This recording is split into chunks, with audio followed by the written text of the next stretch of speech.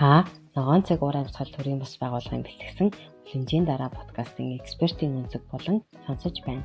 Энэхүү бүтээлийг Германы холбооны эдийн засгийн хамтын ажиллагаа хөгжлийн яамны санхүүжилтээр Германы олон улсын хамтын ажиллагааны нийгэмдээ хэрэгжүүлж буй уур амьсгалын өөрчлөлийн тухай хуулийн төслийг боловсруулахад дэмжлэг үзүүлэхийн төслийн хүрээнд бүтээг. Үүнд тусгацсан агуулга нь зөвхөн 40 экспертийн хариуцлага бөгөөд Германы холбооны эдийн засгийн хамтын ажиллагаа хөгжлийн яам, Германы олон улсын хамтын ажиллагааны нийгэмлэг, ногоон цаг уур амьсгал төрийн бас байгууллагын үзэл бодлыг илэрхийлээгүй болно. За сайн байцгаана уу. Хүлэмжийн дараа подкастын экспертийн өнцөг болонгийн ээлжид ярилцлага эхлээд бэлэн болсон байна. Өнөөдрийн ангиар хэдүүлээ уур амьсгалын санхүүжилт, ногоон санхүүжилт болон уур амьсгалын өөрчлөлттэй эдгээр нь яаж холбогддог талаар ярилцахаар эрхэм анандыг ураад байна. Танд тавих хамгийн ихний асуулт нь та өөрийгөө товч танилцуулна уу? Ямар ажил эрхэлдэг вэ? Тэгээ таны хийдэг ажил уур амьсгалын өөрчлөлтөд яаж холбогддог вэ? Таны зорилго юу вэ? За өглөөний мэндэ. За энэ хүсээний экспертийн үнцэг гэсэн подкастт орж оролцуулсан их баярлалаа. За намайг Энх хотын Ананд гэдэг. За миний бие бол Барилжааны банкны салбарт 10 гаруй жил санхүүгийн чиглэлээр цагаар эзэн захирал нийслэлд Ариг банкнд хийж хагаад тус холбоонд орж ирсэн. За Ариг банкнд ажиллаж цаг хугацаанд бас тус холбооны бодит зөвлөлийн гишүүнээр 3 жил ажилласан. За тэгээ ерөнхийдөө миний өөр юм бас одоо бодол карьерийн шилжилт ер нь доктортой санхүүжилт рүү ногоон зөвлөл рүү өргөх ёстой байна гэж үзээд энэ хүү албан тушаал дээр томилогдоод одоо яг жил гаруй болж байна. За энэ жил гаруй хугацаанд ажилласан ажлууд болон одоо манай холбооны чиг үүрэг энэ уур амьсгалын өөрчлөлтөд яаж холбогддог вэ гэдгээр миний одоо том зургаар нь хэлэх юм бол хамгийн анх тус холбоо маань байгууллагахдаа зөвхөн сайн санаачлалын хүрээнд, сайн дурын санаачлалын хүрээнд арилжааны 12 банкудаас үүсгэн байгуулагдсан. За банкны холбооны дэргэд байгууллагахдаа тэрэн дээр үүсэн нэг л зорилгын хүрээнд. За Монголд ногоон зээлийн ангилал шаардлагатай байна. Энийг ямар одоо ангиллаар ногоон зээл гэж үзэх юм, шалгуур нь юу юм бэ гэдэг одоо ангиллын бичиг баримт гэдэг таксономи гэхээр нөгөө олон нийт нөгөө дотор такс гэдэг болоод байдаг. Гэтэл үүндээ бол энэ ангиллын бичиг баримт. Тэрийн бичиг баримтыг байгуулах одоо боловсруулах. За тэгээд доктортой санхүүжилтийн үндэсний замын зургийг санхүүгийн доктортой байдлын зөвлөлт буюу одоо Монгол банк, сангийн яам, хадгаламж даатгалын корпорац, санхүү зохицуулах хормос бүрдсэн доктортой байдлын зөвлөлөөр батлуулсан. За энэ цаг хугацаанд бид нар ангиллын бичиг баримтаа батлуулаад үндэсний замын зураг батлуулсан гэдэг. За тэгэхээр үндэсний замын зурган дээр юу дурддагдсан бэ гэхээр тухайн цаг үед одоо 18 онд батлуулж байхад Монгол улс Парисын хэлтсээрт за хандлтаа өгцөө үндэсний тодорхой сумны нэмрээ тодорхойлцсон буюу за одоо GHG те хүлэмжийн ялгарлыг 2030 он гэхэд 23.7% боруулнаа гэдэг амлалт өгсөн. За тийм бол одоо арилжааны банкуудын салбар энэ зорилтод яаж одоо нөлөөлөх вэ, яаж одоо ажил хэрэг болох вэ гэдгээ замын зураг дээр 2030 он гэхэд арилжааны банкны зээлийн багц нь 10% нь ногоон зээл байна гэд үзсэн байна. За мөн ялгаагүй банк ус санхүүгийн зах зээл дээр зээлийн багцын 5% нь ногоон байна гэд үзсэн. За өнөөдөр гүйцэтгэлийн аваад үзэх юм бол одоо яг 25 оны 3 дугаар хэлбэрээр үзэх юм бол нийтдээ зах зээл дээр 2.80 төгрөгийн ногоон зээл гарсан байна. Энэ нь тухайн зээлийн багцтайгаа нийт зээлийн багцтай харьцуулаад үзэх юм бол нэг 4.7 орчим хувьтай гүйцэтгэлтэй явж байна гэсэн үг. За банк усын секторыг аваад үзэх юм бол нэг 2.2 орчим хувьтай энэ одоо хагас чиглэлээр явж байгаа. За гэтэл яг бид нар одоо намлалтанда хүрч байгаа ч юм шиг ингээл гүйцэтгэл гарч ирэл яваад байгаа л да. Гэхдээ яг нарийн тодорхойн одоо задлаад үзэх юм бол ерөөсөө 2.80 орчим зээлийн маань 70 орчим хувийн 60-аас 70 орчим хувийн эрчим хүчинд хэмнэлттэй амны орны сууц одоо ногоон технологиуд орж ирж байгаа гэсэн. Нөгөө нэг одоо MRV гэдэг одоо яаж одоо шалгах юм, баталгаажуулах юм гэдэг тогтолцоонд бэлэн ойлголтоор бэлэн болохоор энэ зээл одоо банкны секторыг өөр ингээд гаргаад ажиллаад явж байгаа. Тэгэхээр тус холбоо маань ерөөсөө энэ банкны секторыг онлайлаад одоо уяад тэрнийхээ чиг үүргийнхаа дагуу ажиллаж байгаа гол шаардлага нь ерөөсөө хөлөмжийн ядалгуулыг бууруулах зорилгын хүрээнд барилжааны банкны секторыг ногоон жилийн 10% түргэх гэсэн юм зорилттой. За түүний дагуу хүрэхэд ямар одоо бодлогын бичиг баримтууд одоо зохицуулах байгууллагуудаас хуульд гэдэг одоо энэ policy advocacy одоо бодлогын нөлөөллийн ажлуудыг бол их хвчлэн хийдэг. Тэгэхээр манай холбооны хийдэг ажил яг шууд утгаараа хариулах юм бол уур амьсгалын өөрчлөлтөд шууд холбогддог. Гэхдээ одоо манай Монгол улсыг аваад үзэх юм бол за бид нар бол яг хуу нөлөөллийг бууруулах буюу хөлөмжийн ялгарлыг бууруулах одоо climate mitigation гэдэг дээр бол маш сайн үр хөрөлт одоо тодорхойлоод төлөвлөөд явж байгаа. Гэтэл нөгөө талдаа одоо нэгэнт одоо манай Монгол улс ч одоо угаасаа айл хэзээний Цельсийн 2 градус дээшээ дулаарцсан уур амьсгал нөлөөлөлд орцсон энэ үед бид нар нөгөө climate change-ийн adaptation тасан зохицох гэдэг юм бас манай улс бас нэг төдийлөн орхигдоод одоо улсын түвшинд төдийлөн орхигдоод байгаа бас нэг сул тал бас энийг бас өрхөж болохгүй гэж бас хэлмээр байна. За мөн манай холбооны зорилго маань үл ерөөсөө л зээл, ногоон зээл, доктортой одоо доктортой эдийн засгийн шилжсэн санхүүжилтөд нийцсэн зээлийг олгох боход ямар хөө төрлийн бүтээгдэхүүн байх ёстой юм. Тэрийг нь яаж шалгахын, баталгаажуулахын нөгөө талдаа нөгөө зээл одоо энэ төрлийн бүтээгдэхүүн санхүүгийн бүтээгдэхүүнийг бодлож авч байгаа хүмүүст маань ойлгомжтой тодорхой байх ёстой гэсэн ийм үзгүүдээр бид нар бодлогын болон одоо санаачлалын үрээнд болоод ингээд ажиллаад явж байна. За өөрийгөө болон өөрийнхөө эрхэлдэг ажлын талаар танилцуулсан танд их баярлалаа. Танд дараагийн асуулт нь бол таны ажилладаг салбарт уур амьсгалын өөрчлөлттэй холбоотой хамгийн тулгамдж буй асуудлууд юу байна вэ? За энэ дээр бол бид нэр экспертүүдээс 3 хүртэлх асуудлуудыг гаргаж ирж яриасаа гэж хүсэж байгаа юм аа. За ерөнхийдөө бол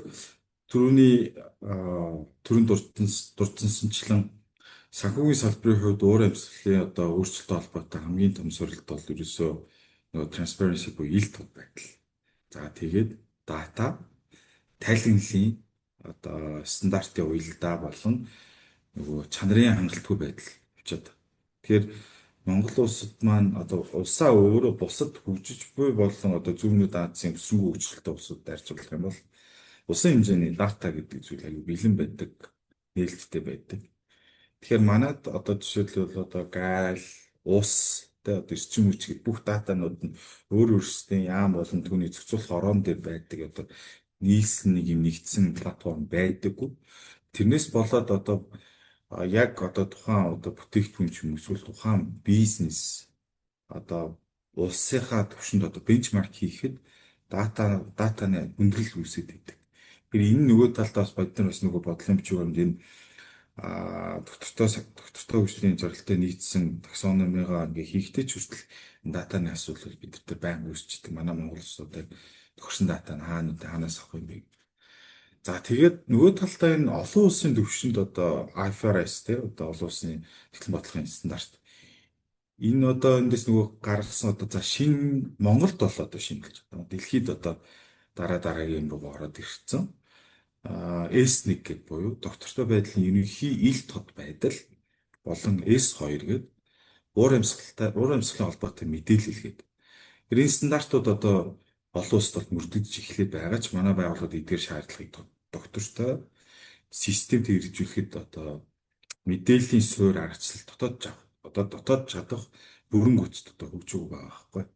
За гэтэл санхүүгийн байгууллагууд зээл болон хөрөнгө оруулалтын шийдвэртээ уур амьсгалын эрсдлийг бодиттой одоо харьцуулагдах үс байдлаар тусахад хүндрэлтэй гэдэг нөгөө биний түрүүний хэлсэн датаны нөгөө ил тод байдал нь багхгүй болоод харьцуулахад хэцүү болоод ирдэг. За тэгэнгүүт түүнээс болоод мэдээллийн зөрүү одоо бас өндөр хэвээр болж байна.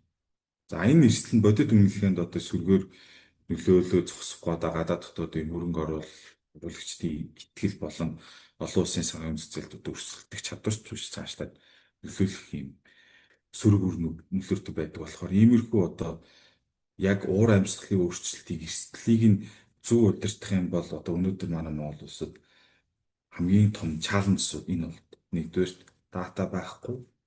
За ил тод байдал transparency хэцүү байд.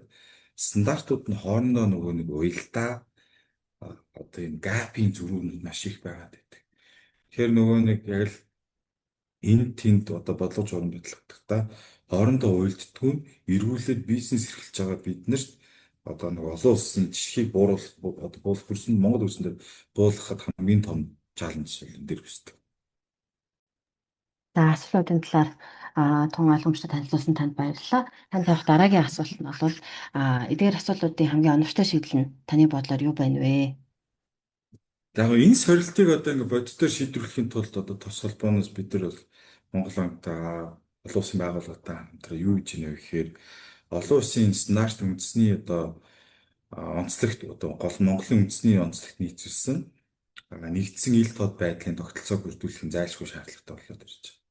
За үүний хүрээнд одоо бид нэр нүүбийн одоо эскап гэдээ байдаг. За тэгээд Монгол анги тос холбоо маань хамтраад уур амьсгалын нөлөөллийн тайланлын өтөр дэмжийг бид нар боловсруулад өнгөрсөн онд төлөвлөж өгсөн. Энэ онд төлөвлөж өгсөн. За энэхүү өдөртөмж нь ерөөсөө нөгөө IFRS буюу олон улсын тайланлын стандартын S2 стандартын гол зарчим. За энэ тэр шаардлагыг Монголын бодлогын орчинд салбарын нөхцөл байдалтайгаа нийцүүлээд байгууллагын шат дараатай хэрэгжүүлэх одоо боломжтой практик аргачлал заавар буюу одоо гарын авлагыг бэлтгэсэн гэсэн. Тэгэхээр одоо ямар ч байсан уур амьсгалын нөлөөллийн тайланлын өдөртөмж нь монгол хэл дээр Монголын өрсөнд буутсан. За мэдээж Монгол анги болохоор нөгөө ихний ээлжийн нөгөө банкуд дээр өөрсдөө нөгөө сайн дураараа хийж байгаа болохоор банк санхүүгийн байгууллагуудын ойлголт нь одоо нийцүүц өдөртөмж бол бэлэн болцсон байгаа. За тэгээ энэ өдөртөмж нь ямар үр дүнд юус авчих вэ гэхээр байгууллагуудад одоо уур амьсгалын эрсдлийг нийгмөр стандартчлсан аргачлалаар хэмжих тайлгнах одоо боломжийг бий болгоно. За нөгөөх нь санхүүгийн салбарын мэдээлэл илүү одоо харьцуулагдах үйс хөрөнгө оруулагчдад ойлгомжтой. За тэгээд мэдээж боломжтой нөгөө ихтгэл төрүүлэх үйс болж ирнэ. За ногоон болон шилжилтийн санхүүжилтийн их үүсвэр илүү одоо далаацтай өргөжөөд олон улсын зах зээл дээр гарах боломжийг бол эрс нэмэгдүүлнэ гэдэг. За ер нь яг товчхон яг өөрөөр хэлээд үзэх юм бол уур амьсгалын эрсдлийг үнэн зөв үнэлж ил тод болгох нь зөвхөн зохицуулалтын шаардлага биелүүлэх асуудал биш. Монголын санхүүгийн салбарын доктортой өсөлт улмаар эдийн засгийн өрсөлдөх чадварыг бичлүүлэх стратегийн хамгийн том эхлэлийн одоо суурийг бид нар одоо энэ бол Монгол ангитай хамтраад тавьсан баг гэсэн. Тэгэхээр эн чинь ерөөс юу гэхээр нөгөө S1, S2 энэ стандартуудыг мөрдөөд ирэхээр танай байгууллага, танай бизнесийн орчин, бүтээгдэхүүн чинь уур амьсгалын эрсдлийг зөв үнэлж чадж байгаа юм уу? За яаж үнэлсэн бэ гэдгээ нөгөө ил тод одоо нөгөө хөрөнгө оруулагч нартай одоо гаднаас одоо фанд татлах юм бол тэднэрт ил тод 50% ямар дата яаж үзээд уур амьсгалын эрсдлийг яаж хэрхэн өдөртөж гинэ гэдгийг яг энэ нөгөө олон улс байгаа тайлгнлынх нь арга замаар нь Монгол улсын хүрсэнд бас уусан байдлаар бид нар хэрэгжүүлж амжсан. За тэгэхээр энийг бол ерөөсөө бидний одоо яг одоо шийдлэхээс илүүтэй угаасаа л нөгөө олон улсад хэрэгжүүлж байгаа арга замыг аль болох хурдан Монголын хөрсөн дээр буулгаад за хэдүүлээ бүгд одоо тойр сууж байгаа энэ ийм учиртай юм шүү. За энийг ингээ ойлгочих. Тэнгүүд нөгөө нэг санхүүжүүлэгч байгууллага маань өөрөө ойлгоод ирэхээр зээлдэгч нартай харилцагч нартай шаардлага тавьж эхэлнэ. Тэгэхээр ерөөсөө нөгөө ногоон зээл тогтвортой санхүүжлийн зээл за энэ мэд зээлүүд чинь ерөөсөө яг юу болдог вэ гэхээр эргүүлээд нөгөө бизнесийн байгууллагуудыг хариуцлагатай бизнес хийлгэхэд одоо хөшүүр болж байна гэсэн. Та магадгүй одоо энэ хэмжээний стандартыг одоо байгаль орчин нийгэм засаглалын одоо эрсдэл үнэлгээг өөртөө хийлгээ тайлангаа гаргаад гэдэг чинь мэдээж тодорхой хэмжээний костнд одоо зардлын дээр явж идэг. Гэтэл нөгөө нэг санхүүжүүлж байгуулагч нь энийг харилцагчаасаа шаардаад нөгөө талдаа ойлгуулад за одоо Монголд бол шаардах хэсэгтүүдэд зааж өгөөд ойлгуулад ингээд яваад ирэх юм бол нөгөө бизнес эрхлэгч маань за ингэчих юм бол яаж л нөгөө нэгний төрөний нөгөө санхүүгийн үр ашиг буюу зээлийн хүү жоохон буурч ирэх юм байна. Илүү одоо уян бүтээгдэхүүн болж ирэх юм байна гэд нөгөө хөшүүргийн зарчмаар улсууд болон манай Монгол улс ч гэсэн энэ тогтвортой санхүүжилтийн бодлогыг хэрэгжүүлээд явж байгаа. За шийдлүүдийг түн дэлгэрэнгүй танилцуулсан танд их баярлалаа. Бидний асуухаагүй таны манай үзэгчдэд, сонсогчдод хэлмээр байгаа мэдээлэл ах юм бол аваад өнөөдрийнхөө ярилцлагыг өндөрлөё. Зөвхөн одоо Монгол улс маань өөрөө уур амьсгалтай тэмцэх гээд Парисын хэлтсээрт амлалт өгөөд тэр амлалтаа бас сая 9 сард шинжилэн ахиулан одоо баталсан 23.7 байсныг 30.3 хөлөмжийн ялгарлыг бууруулна гэж амлалт өгсөн. Амлалтаа одоо баталсан. Тэр нь бараг ойролцоогоор 7% нэмэгдэл байж байгаа. Тэгэхээр энэ бол одоо маш том одоо амбицтай төлөвлөлт. Мэдээж одоо улсын түвшинд одоо бодлогын яам уу, чиг үүргийн яам уу, зохицуулахаар байгууллагууд арга хэмжээ аваад хөтөлбөрүүд хэрэгжүүлээд ингээд явах байх. Гэхдээ яг эцсийн бүлэгтээ төр маань ингээд зохицуулаад байгаа юм бол хичнээн ингээд төлөвлөгөө гаргаад тавьсан ч гэсэн хувийн хөвшил, бизнес эрхлэгч нар, санхүүгийн байгууллагууд маань өөрсдөө үйл ажиллагаанд нэвтрүүлж хийхгүй бол одоо тэр амлалтанд одоо хүрнэ гэдэг маш удлаа. Одоо хэцүү асуудал болсон. За тэгээ эренгүүд одоо бид бас холбооны зүгээс маш олон одоо форумууд дээр очиод ингээд ярьдаг хэдий ч за бид нэр одоо ийм төслүүдийг хэрэгжүүлж чинь, ингэж чинь тэгж чинь гэж ярьдаг хэдий ч нөгөө иргэдэд одоо хүмүүст нөгөө нэг ойлголт бүрэн зүрэн очиж чаддгүй тэр хамгийн том одоо чаленж болоод байдаг. Тэгэхээр бас энэ платформыг одоо энэ подкастыг бас ашиглаад бас та бүгд маань бас ойлгоод аваарай тий.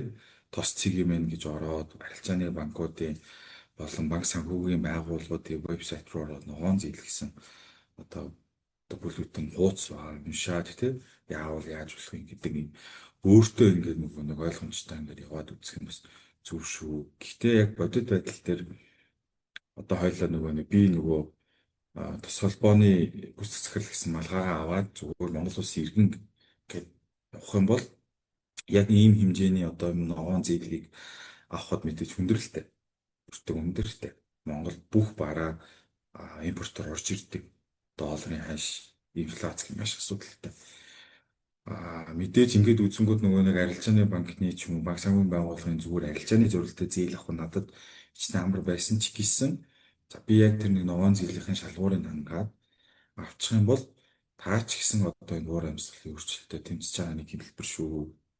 Мэдээж одоо Монгол улс маань 100 биш, өвлөн биш одоо болоод одоо сүүлийн жилүүд биш хэцүү болоод байна. Тэгэхээр үйлдэл болгоно бид бүгдээрээс хамааралтай асуудал маа. За баярлалаа. За өөрийнхөө мэдлэг туршлагыг манай үзэгчтэй хуваалцсан танд маш их баярлалаа. Үгээр хүлэмжийн дараа подкастын экспертийн өнцөг болон ээлж ярилцлага өндөрлж байна. Танд их баярлалаа. Баярлалаа. Амжилт. Та ногоон цаг уур амьсгал төрийн бас байгууллагын бэлтгэсэн хүлэмжийн дараа подкастын экспертийн өнцөг болон сонсож туслаа. Энэхүү бүтээлийг Германы холбооны эдийн засгийн хамтын ажиллагаа хөгжлийн яамны захиучлаар Германы олон улсын хамтын ажиллагааны нийгэмд хэрэгжүүлж буй уур амьсгалын өөрчлөлийн тухай хуулийн төслийг боловсруулахад дэмжлэг үзүүлэхийн төслийн хүрээнд бүтээг. Үүнд тусгацсан агуулга нь зөвхөн 40 экспертийн хариуцлага бөгөөд Германы холбооны эдийн засгийн хамтын ажиллагаа хөгжлийн яам, Германы олон улсын хамтын ажиллагааны нийгэмлэг, ногоон цаг уур амьсгал төрийн бас байгууллагын үзэл бодлыг илэрхийлээгүй болно.